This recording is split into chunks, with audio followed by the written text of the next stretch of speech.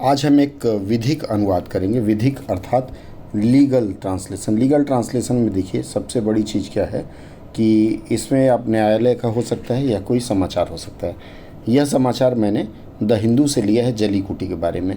देखिए अंग्रेजी वाक्य है, there has been an endless conflict between activists and proponents of the game which cumulated in 2014 court judgment banning the sports. यहाँ cumulated है, culminated है, culminated शब्द। अब ये जो शब्द हैं इन पर हम चर्चा करते हुए आगे बढ़ते चलेंगे।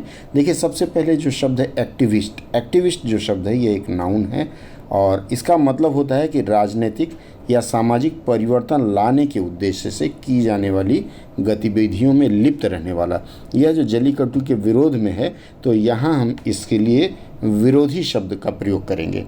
इसका सिनोनिम्स अगर देखें तो एजिटेटर आता है या फिर अब अगला देखते हैं। देखिए ये प्रोपोनेंट जो शब्द है, प्रोपोनेंट का मतलब होता है समर्थक और इसका सिनोनिम्स है सपोर्टर्स, फॉलोअर्स या एडवोकेट्स। एडवोकेट्स कई लोग वकील कहते हैं लेकिन एडवोकेट शब्दों में प्रयोग करता है, ज़्यादा वकालत ना करो इस तरह का। और कल्मिनेट जो है, यह कल्मिनेट शब्द है, ये वर्ब है, इसका मतलब समाप्त होना अर्थात मामला समाप्त होना। अब अगर इस वाक्य का हम लोग अनुवाद करना शुरू करें तो आप देखिए इसको कैसे करेंगे अनुवाद। There has been an endless conflict between proponent and, क्या लिखा है, activist and proponent of the game which, मिटा देता हूँ इसको, पहले फिर देखते हैं। देखिए अब हम साफ साफ देख पाएंगे। There has been an endless conflict between activist and proponent. ये जो एक्टिविस्ट और प्रोपोनेंट हैं इन दोनों को हम सब्जेक्ट मान लेते हैं तो इसको हम आगे ले आएंगे तो ऑफ द गेम है, मतलब खेल के विरोधी।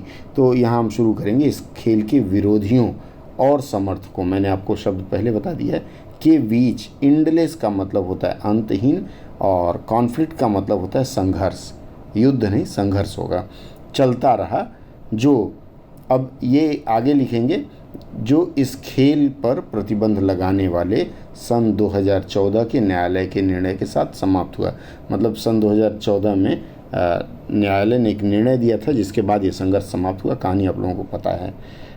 आज की चर्चा में बस मैं इतना ही रखूँगा और अगली चर्चा में फिर कुछ इस तरह के विधिक शब्द या अलग अलग शब्द लेकर के प्रस्तुत होता रहूँगा। सत्र अच्छा लगा हो तो आपके विचार अवश्य जानना चाहूँगा ताकि मैं इस तरह के सत्र और दे सकूँ।